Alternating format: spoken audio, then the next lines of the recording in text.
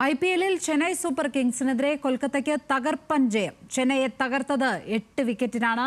ചെന്നൈയുടെ തുടർച്ചയായ 5ാം തോൽവിയാണിത്. സ്പോർട്സ് ഡെസ്കിൽ നിന്നും മർവ കെ ഷഹീറാണ് ചേരുന്നത്. മർവ, കൊൽക്കത്തയുടെ ജയം എത്രത്തോളം ആധികാരികമായിരുന്നു? എന്തൊക്കെയാണ് വിവരങ്ങൾ?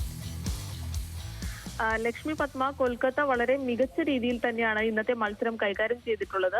അത് നമുക്ക് ചെപ്പോക്കിലാണ് ഇന്നത്തെ മത്സരം, അതായത് ചെന്നൈയുടെ ഹോം ഗ്രൗണ്ടിലാണ്.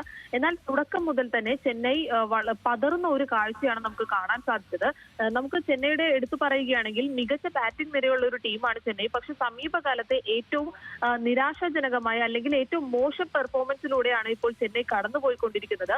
6 മത്സരങ്ങൾ പൂർത്തിയാകുമ്പോൾ അതിൽ 5ഉം തോൽവി ഏറ്റുവാങ്ങുന്ന ഒരു സാഹചര്യമാണുള്ളത്. ആദ്യ മത്സരത്തിൽ ഉള്ള ഒരു ജയം മാത്രമാണ് ചെന്നൈക്ക് സ്വന്തമായിട്ടുള്ളത്. പിന്നീട് തുടർച്ചയായ 5 മത്സരങ്ങളിൽ തോൽക്കുന്ന ഒരു സാഹചര്യമാണുള്ളത്. ചെന്നൈയുടെ ക്യാപ്റ്റൻ ഋതുരാജ് ഗെയ്ക്വാദിന് പരിക്കേറ്റ് ഈ സീസൺ നഷ്ടമായി പുറത്താവുകയായിരുന്നു. എന്നാൽ മഹേന്ദ്ര സിംഗ് ധോണിയാണ് ക്യാപ്റ്റൻ സ്ഥാനം ഏറ്റെടുത്തുകൊണ്ട് ഇന്നത്തെ മത്സരത്തിൽ ഇറങ്ങിയത്. പക്ഷെ എങ്കിൽ പോലും ചെന്നൈക്ക് ഒരു മാറ്റം വരുന്നതായി നമുക്ക് കാണാൻ സാധിച്ചില്ല. ചെന്നൈയുടെ 7 താരങ്ങളാണ് 2 അക്കം തികയ്ക്കാതെ പുറത്തു പോകുന്ന ഒരു സാഹചര്യം ഉണ്ടായത്. ക്യാപ്റ്റൻ MS ധോണിയും രവിചന്ദ്ര അശ്വിനും ഓരോ റൺസ് എടുത്ത് പുറത്തായപ്പോൾ രവീന്ദ്ര ജഡേജയും ദീപക് ഹൂഡയും 0 റൺസിന് പുറത്താവുന്ന ഒരു സാഹചര്യമാണുള്ളത്. ആദ്യം മുതൽ തന്നെ ഒരു സ്ലോയിലാണ് കളി പോയിക്കൊണ്ടിരിക്കുന്നത്.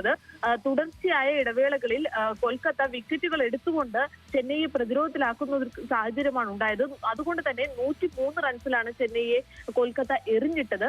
അനായാസ ജയം തേടി തന്നെയാണ് കൊൽക്കത്ത മത്സരത്തിലേക്ക് ഇറങ്ങുന്നത്.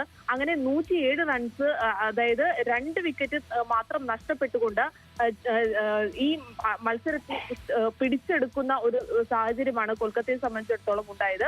കൊൽക്കത്ത 3, അതായത് ഈ ചെപ്പോക്ക് എന്ന് പറയുന്നത് സ്പിന്നിന് അനുകൂലമായ ഒരു പിച്ചാണ്. ഈ പിച്ചിൽ 3 സ്പിന്നേഴ്സിനെ ഇറക്കിക്കൊണ്ട് കൃത്യമായ തന്ത്രത്തോടു കൂടി തന്നെയാണ് ഈ മത്സരം ആധികാരികമായി തന്നെയാണ് കൊൽക്കത്ത ജയിച്ചു കയറിയത്.